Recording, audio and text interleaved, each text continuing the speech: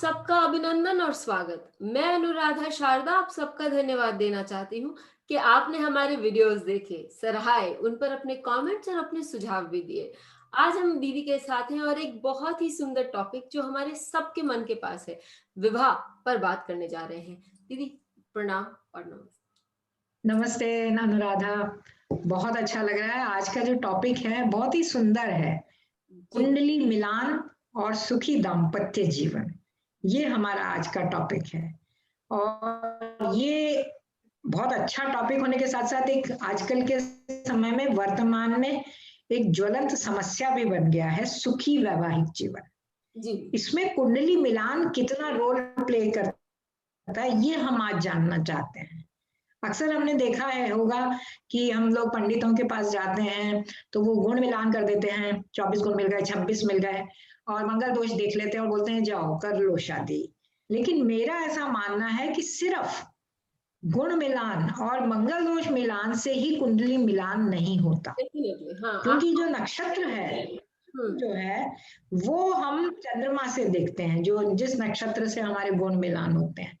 और चंद्रमा हमारी कुंडली में बहुत ही कम 25% भी आप मान लीजिए कि उतना महत्व रखता है, तो वो केवल 25% मिलान हुआ। आप मंगल दोष को भी देख लीजिए तो 50% मिलान हो गया। लेकिन उसके बाद बाकी अन्य चीजों का क्या, उनकी आपस में कंपैटिबिलिटी कैसी रहेगी, उनकी नेचर कैसी रहेगी, उनका आर्थिक पक्ष कैसा रहेगा, संतान पक्ष कैसा है, क्या वो आपस में एक दूसरे से प्यार से रहेंगे या हमेशा लड़ते रहेंगे। क्योंकि वर्तमान समय में जो है हमारे मानदंड वैवाहिक जीवन के वो बिल्कुल बदल गए हैं। पुराने जमाने में पति पत्नी एक दूसरे के लिए समर्पित होते थे, पति को स्वामी मानकर स्त्रियां व्यवहार करती थी और जो उन्होंने कह दिया वो ब्रह्म वाक्य। लेकिन वर्तमान समय में परिस्थितियां बदल गई हैं, आजकल ऐसा नहीं है। इसके पीछे देश काल और परिस्थिति का भी प्रभाव है, बहुत प्रभाव है। लड़कियों की शिक्षा का प्रभाव है, लड़कियां शिक्षित हो रही हैं और शिक्षा उनको उस तरह से नहीं दी जा रही कि वो घर गृहस्थी और कार्य क्षेत्र दोनों में सामंजस्य स्थापित करें।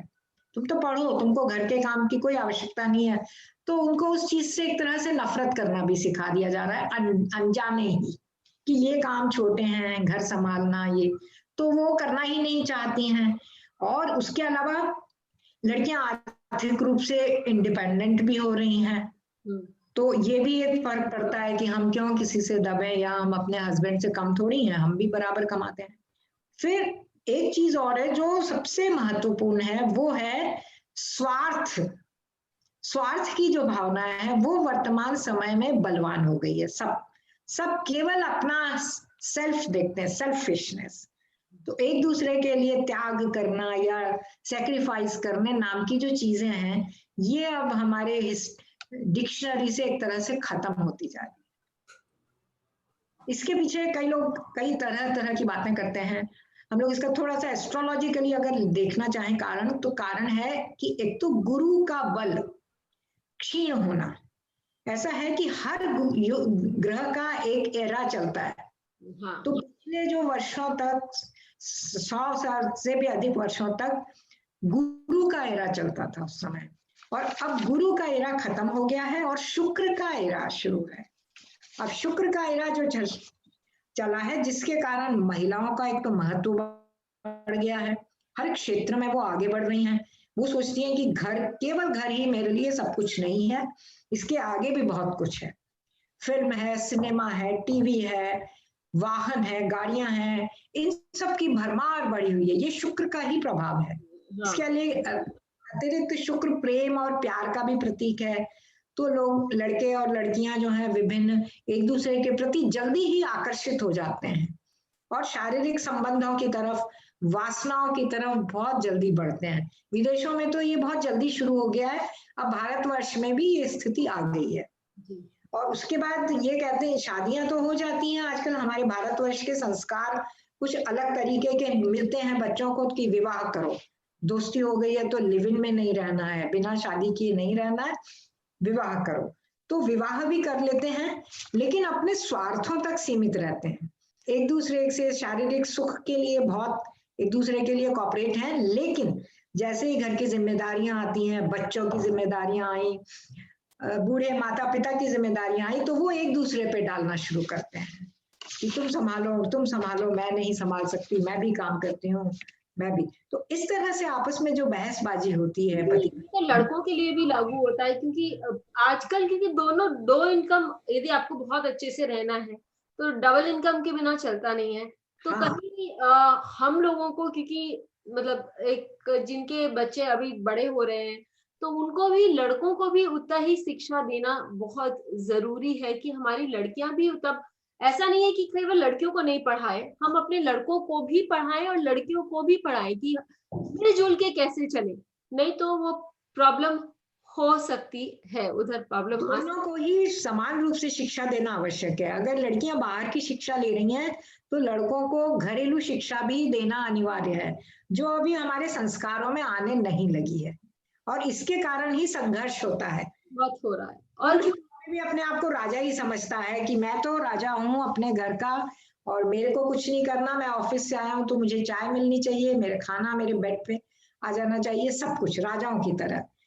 तो लड़कियों के भी मन में आता है। मैं आपको एक बताऊं, एक किस्सा है, हमारे परिचित लोग किसी लड़की को देखने गए थे उनके घर पर, तो उस लड़की ने साफ मना कर दिया था कि मैं सुबह उठकर बेड टी नहीं बनाऊंगी, मतलब मेरे हस्बैंड को ही बनानी पड़ेगी, ये मेरी सबसे पहली शर्त है, ये था। तो इस तरह से आजकल जो मानदंड है वो भी बदल रहे हैं, और एक दूसरे में इसमें सामंजस्य करने की आवश्यकता है, तभी जो है वैवाहिक जीवन चलेगा, अन्यथा वैवाहिक जीवन बहुत टूट रहे हैं। और देखो, प्रेम करना, लव अफेयर करना, लिव इन में रहना एक बिल्कुल अलग बात है जिसमें कोई जिम्मेदारी नहीं होती, लेकिन शादी करना और उसके बाद जिम्मेदारियां निभाना, ये बिल्कुल ही अलग स्थिति आ जाती है। तो हम यहीं आते हैं वापस कि सुखी दाम्पत्य के लिए, जीवन के लिए, मतलब एस्ट्रोलॉजिकली, ज्योतिष की दृष्टि से हम क्या क्या देख सकते हैं, क्योंकि हम कुंडली मिलान है, हमारा दायित्व है, हम केवल गुण मिलान करके और मंगल दोष मिलान करके नहीं दे सकते जी, हमें उसके लिए कुछ महत्वपूर्ण बातों पर ध्यान दिया जाना चाहिए। उसमें से सबसे पहली बात तो ये है कि जिस प्रकार हम चंद्रमा से चंद्रमा का मिलान करते हैं कुंडली में, कि भाई षडाष्टक नहीं होना चाहिए, द्विद्वादश नहीं होना चाहिए, उसी प्रकार हमें लग्न से लग्न का भी मिलान करना चाहिए। मेष लग्न और सम सप्तक लग्न है जो है, इनमें वो एक दूसरे के प्रति अट्रैक्ट होती हैं, तो वो जो जोड़ा रहता है वो अच्छा हो जाता है।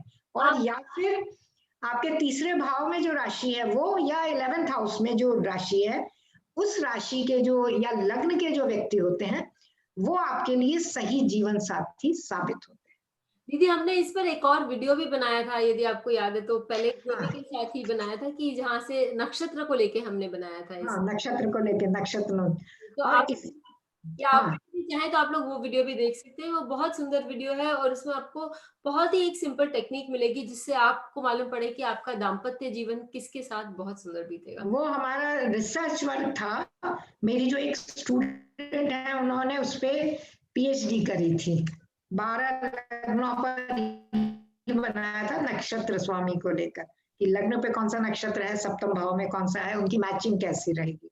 तो इसके अलावा हम एक और चीज देखते हैं, लग्न को ही ध्यान में रखते हुए, कि लग्न में पुरुष ग्रह है क्या, मतलब सूर्य और मंगल विशेष रूप से, हाँ, क्योंकि ये पुरुष ग्रह जो है पुरुषोचित प्रवृत्तियां देते हैं, और विशेष रूप से अगर स्त्रियों की कुंडलियों में ये हो जाती हैं तो समस्या आ जाती है, क्योंकि वो हमेशा ओवर रूल करने की कोशिश करती हैं, और अगर हस्बैंड भी वैसे ही हैं, क्योंकि सप्तम भाव को भी देखते हैं ग्रह, तो उनके ऊपर भी प्रभाव पड़ता है, तो आपस में उनके जो है मध्य प्रेम नहीं रहता, कटुता आ जाती है। तो ये चीज हमें हमेशा ध्यान रखो कि लग्न पर, मतलब मंगल या सूर्य जैसे उच्च ग्रह, जो पुरुष ग्रह हैं, ये कम रहे, इधर उधर कहीं भी रहें, लग्न या सप्तम भाव में ना रहे, ये व्यवहारिक बिंदु है। उसके बाद आता है कि हमारी आर्थिक स्थिति, हमें दोनों की कुंडलियों को इंडिविजुअली ये देखना चाहिए कि उनका आर्थिक पक्ष कैसा है, धन कैसा है, उनकी आने वाली दशाओं में धन उनके पास रहेगा या नहीं रहेगा, क्योंकि आर्थिक पक्ष से ही बहुत सारी समस्याएं उत्पन्न होती हैं। पैसे रुपए की कमी से रोज लड़ाई झगड़े, घर में आवश्यकताएं पूरी नहीं होती हैं, तब भी अलगाव देखे गए, सुखी दाम्पत्य जीवन में कटुता आ जाती है। सुख जो धन के साथ साथ हमारा सुख भी जुड़ा हुआ है। कई बार रुपया पैसा बहुत होता है, लेकिन सुख स्थान में यदि पाप ग्रह आ जाते हैं, ये मैं बहुत जनरल बता रही हूँ आपको, शांति पैदा करते हैं, विशेष रूप से मंगल जैसा ग्रह जी। तो घर में हमेशा लड़ाई झगड़ा किचकिचबाजी चलती रहती है, शांति रहती नहीं है, ये सब नहीं है, एक दूसरे की शक्ल ही नहीं देखना चाहते, इस तरह की परिस्थितियां पैदा। तो हमें 4th हाउस को भी देखना चाहिए। इसके बाद आता है 5th हाउस। जब हम विवाह कर रहे हैं तो हमारा आगे हमारी जो संतति है उसको भी हमारी नई पीढ़ी बनाने का इरादा पूरा रहता है, संतान। तो पंचम भाव दोनों का इंडिविजुअली देखा जाना चाहिए कि संतान पक्ष दोनों की कुंडली में कैसा है, और साथ साथ 11th हाउस भी, क्योंकि इनडायरेक्टली 11th हाउस भी सप्तम भाव से पंचम भाव होता है। तो दोनों भावों को हम देखें, क्या वहां पाप ग्रह तो नहीं है, राहु केतु तो नहीं है, अबॉर्शन के चांसेस रहते हैं, कभी कभी बुध जैसे नपुंसक ग्रह वगैरह आ जाते हैं, तो वो संतान होने में देरी करते हैं या परेशानी पैदा करते हैं, ये चीज हमें देखनी चाहिए।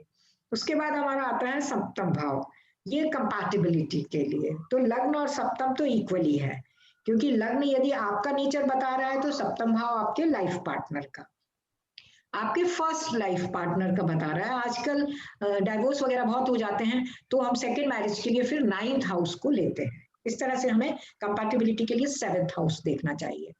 उसके बाद जो एक और चीज आती है महत्वपूर्ण, क्योंकि आजकल दोनों ही वर्किंग है, पति पत्नी अक्सर पढ़े लिखे और वर्किंग है, तो उनका वर्क प्लेस 10th हाउस अवश्य देखा जाना चाहिए। और लड़की का इसलिए विशेष रूप से देखा जाना चाहिए कि क्या वो कार्य में समर्पित रहेगी या घर की तरफ भी थोड़ा ध्यान दे पाएगी। आप कुछ भी करें, स्त्री से ही हम ये अपेक्षा करते हैं कि वो नौकरी चाहे जो कर ले, लेकिन घर की तरफ भी ध्यान दे। हम पुरुष से अभी तक हमारी ये मनोवृत्ति बलवान नहीं हुई है कि हम पुरुष से ही अपेक्षा करें कि तुम आए हो ऑफिस से तो घर देखो कैसा है क्या है। तो स्त्री से हम ये अपेक्षा करते हैं कि वो घर की तरफ भी ध्यान दे पाएगी या नहीं। ये चीज हमें कुंडली में फीमेल चार्ट में अवश्य देखनी चाहिए। और उसके बाद आता है हमारा 11th हाउस। 11th हाउस जो है प्रेम का, प्यार का, परमानेंट टाई ऑफ फ्रेंडशिप, स्थायी दोस्ती, पति और पत्नी की परमानेंट दोस्ती भी होनी चाहिए। तो ये जो दोस्ती है ये हम 11th हाउस से देखते हैं। अगर 11th हाउस के बजाय हमारे 10th हाउस ऑपरेट ज्यादा होता है तो व्यक्ति अपने काम के प्रति, काम से प्यार करता है। और अगर 6th हाउस होता है तो पति पत्नी में मतभेद होते हैं, या फिर वो नौकरी के कारण दूर दूर रह सकते हैं, अलग अलग शहरों में भी रह सकते हैं, उनका मिलना कम हो सकता है। तो हमें हमेशा ये ध्यान रखना चाहिए कि 11th हाउस बहुत अच्छा हो, बहुत मजबूत हो, तो आपस में प्यार रहता है। और कुंडली के 6ठे और 12वें भाव में कम से कम ग्रह हो ही नहीं तो बहुत ही अच्छा है, क्योंकि वहां के स्वामी तो अपना फल देंगे ही। लेकिन जिन कुंडलियों में हमने देखा है कि 6ठे या 12वें भाव में अधिक ग्रह होते हैं, उनकी आपस में बिल्कुल नहीं बनती, लड़ाई झगड़े करते रहते हैं। पहली शादी भी दूसरी शादी भी, मतलब उनकी आपस में बनती ही नहीं है, पता नहीं क्यों उनका झगड़ा ही चलता है। और 10th हाउस भी, 10th हाउस क्योंकि 11th हाउस का नेगेशन हाउस है। तो इस तरह से जो है हमें दोनों की कुंडलियां, वर और वधू, लड़का और लड़की दोनों की कुंडलियों को इस तरह से देखकर हमें निर्णय लेना चाहिए कि इनके आपस में मैच होंगे कि नहीं। इसके बाद है 12th हाउस। 12th हाउस को हम अक्सर इग्नोर करना चाहते हैं, लेकिन 12th हाउस जो है शैया, बेडरूम हाउस कहलाता है। तो वहां पर भी यदि पाप ग्रह होते हैं तो वो पति पत्नी बेडरूम में ही लड़ाई झगड़े करते हैं। वो जो उनका सुख होना चाहिए, दाम्पत्य सुख, उसमें कमी आती है। मंगल वहां रहता है, हमारे यहाँ मंगल को इसीलिए बुरा माना है इन भावों में, क्योंकि वो वहां कटुता लाता है। मंगल 12th हाउस में लड़ाई झगड़े करवाएगा, बेडरूम में ही दोनों झगड़ रहे हैं। और शनि यदि वहां होता है तो वो बहुत ही कूलनेस देता है, व्यक्ति का मन ही नहीं करता है दाम्पत्य सुख प्राप्त करने के लिए, गर्माहट नहीं आ पाती।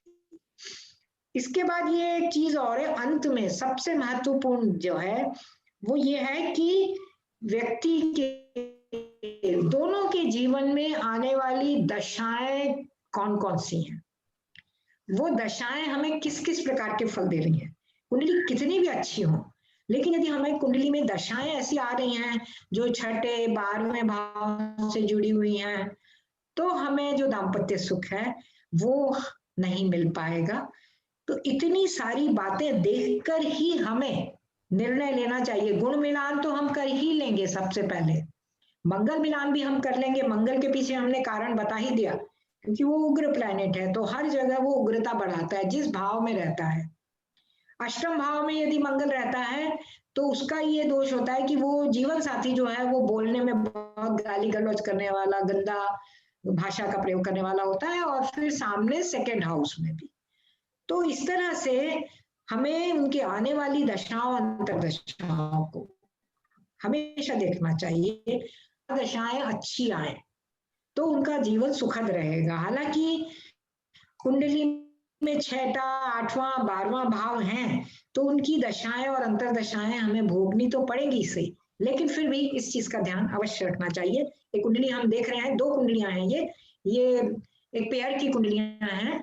ये एक मेल कुंडली है, वृषभ लग्न की है, चंद्रमा इनके लग्न पर है, नेपच्यून सप्तम भाव में है।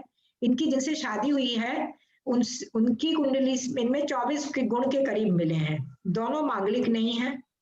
ये लड़का है वृषभ लग्न। आप सबसे बड़ी बात तो ये देखिए खूबी मैच कैसा हुआ है कि इनके लग्न पे चंद्रमा है, लड़की के भी लग्न पे चंद्रमा है, और लड़की के सप्तम भाव में शनि है। और ये चंद्र शनि की युति को भी कई लोग बहुत बुरा बोलते हैं, विष योग और ये, तो उसका मैंने आपको बार बार ये चीज बताई है कि विष योग का अर्थ होता है एक काम पहली बार ना हो के दोबारा होना। तो इस कुंडली के अनुसार, ये कुंडली जब देखी हमने तो इसका ऐसा ही हुआ, लड़के से बातचीत हो गई इस लड़के से, और उसके बाद बातचीत के बाद बातचीत छूट गई, क्योंकि लड़की कहीं और नौकरी करती थी, सर्विस करती थी, और लड़का कहीं और करता था। तो लड़के ने यही कहकर अभी रोका कि साहब अलग अलग सर्विस करते हैं तो कैसे शादी जमेगी, और बातचीत खत्म हो गई। करीब साल भर लड़के की भी कहीं शादी नहीं हुई, लड़की की भी नहीं हुई। और उसके बाद पुनः लड़की के पिता ने लड़के वालों से संपर्क किया कि साहब अब तो उसका ट्रांसफर यहाँ हो गया है जहाँ लड़का सर्विस करता है, और अब आपका क्या विचार है। तो लड़का तैयार था और दोनों की शादी हो गई। इनके करीब 20-21 साल हो गए शादी को। बहुत अच्छा पारिवारिक जीवन इनका बीत रहा है, टचवुड। ये वृश्चिक लग्न की हैं, वो वृषभ लग्न के हैं, सम सप्तक। वो वृषभ राशि है चंद्रमा से, उनकी वृश्चिक राशि। उसके अलावा जो है इनकी दशाएं जो जीवन में आई है, शुक्र की आई, इनकी लड़की के लिए शुक्र की, सूर्य की, चंद्र, मंगल। बस चंद्रमा ने इनको, जो हम स्वास्थ्य हमने देखा वृश्चिक लग्न वाली बच्ची का, वो हमने देखा कि चंद्रमा उसका 9th हाउस लॉर्ड है। तो एक तरफ वो भाग्येश भी है, लेकिन वो बाधक भाव का स्वामी भी है, और बाधक भाव का स्वामी होकर वो बुध के नक्षत्र में है। तो जब चंद्रमा की महादशा इनकी निकली, तब ये लड़की बहुत बीमार रही, तरह तरह की तकलीफें, क्या क्या नहीं, कभी कुछ हो रहा है, कभी कुछ हो रहा है। मतलब बाधक भाव के स्वामी ने लग्न में आके परेशान कर दिया। ये लड़की दुखी हो गई थी कि अब तो मैं नहीं बचूंगी, लेकिन उसको हमने यही समझाया कि ये दशा निकल जाने दो, तुम्हारा ठीक हो जाएगा। मंगल देखिए उच्च का है। मंगल की महादशा आते ही दवाइयां तो खाती है, लेकिन अब मस्त है, एक्टिव है, फुल एक्शन मोड में। अब ज्यादा ऐसी नहीं है बीमारियां जिसमें कि इसको बेड रिडन हो। लड़की को साल भर छुट्टी लेकर ऑफिस से रहना पड़ा था चंद्रमा में, लेकिन इनका आपस का वैवाहिक जीवन बहुत ही सुखद और आइडियल रहा है। मतलब मैं ये बताना चाह रही हूँ कि चंद्रमा से चंद्रमा का मेल, लग्न से लग्न का मेल, और दशाएं जो हैं इनकी अच्छी आई, और दोनों बहुत अच्छे जॉब में हैं, वर्किंग हैं, बहुत खुश हैं। एक इनके बच्ची हुई, संतान पक्ष में थोड़ी सी इनके कमी अवश्य आई, क्योंकि देखिए इधर मंगल है और यहाँ पर हर्षल भी बैठे हुए हैं। लड़की के भी कुछ परेशानी थी, तो इनके हालांकि यहाँ पर शुक्र और सूर्य हैं। इनको फर्स्ट कंसीव शायद जो फिलोपियन ट्यूब में जो कंसीव होता है, इस टाइप से कोई प्रॉब्लम हुई थी इसको, तो वो अबॉर्ट हो गया था। लेकिन सेकेंड चांस जो है वो उनका हुआ। शनि है सेकेंड चाइल्ड के लिए, तो शनि के लिए इसमें प्रीमेच्योर बेबी इनको हुआ है। इनको ब्लड हीमोग्लोबिन वगैरह की कमी रही, देखिए वो दिखा रहा है साफ। और क्योंकि 7th हाउस का लॉर्ड कंबस्ट भी है ना दीदी, तो कम्बस्ट भी है। लेकिन बच्ची उसके बाद होने के बाद बड़ी ब्रिलियंट और बहुत होशियार निकली है, बहुत अच्छी है। अभी वर्तमान समय में उसकी स्थिति बहुत बहुत अच्छी है, ईश्वर की कृपा है। मैंने ही मिलाई थी ये कुंडली बहुत वर्षों पहले, 20-21 साल हो गए अब तो शादी। तो इनका पारिवारिक जीवन सुखद देखकर मुझे बहुत ही अच्छा लगा कि कभी कभी ईश्वर जोड़ियां मिलाता है। हमने नहीं मिलाई है, ईश्वर ने मिलाई है। तो हमको दीदी से बहुत सारे सूत्र मिले, जब हमको अपनी कुंडली मिलान करनी हो तो हम बहुत कुछ सुंदर पॉइंट जो है वो देख के हम मिला सकते हैं। इसी तरह हम दीदी के साथ और भी नए नए वीडियोस लाते रहेंगे, और हमारा कोर्स केपी एस्ट्रोलॉजी में दीदी के साथ जल्दी आने वाला है। तो यदि आप रजिस्टर करना चाहते हैं तो आप हम लोगों से जरूर संपर्क करें। फिर मिलेंगे, तब तक के लिए धन्यवाद। प्रणाम दीदी। नमस्कार।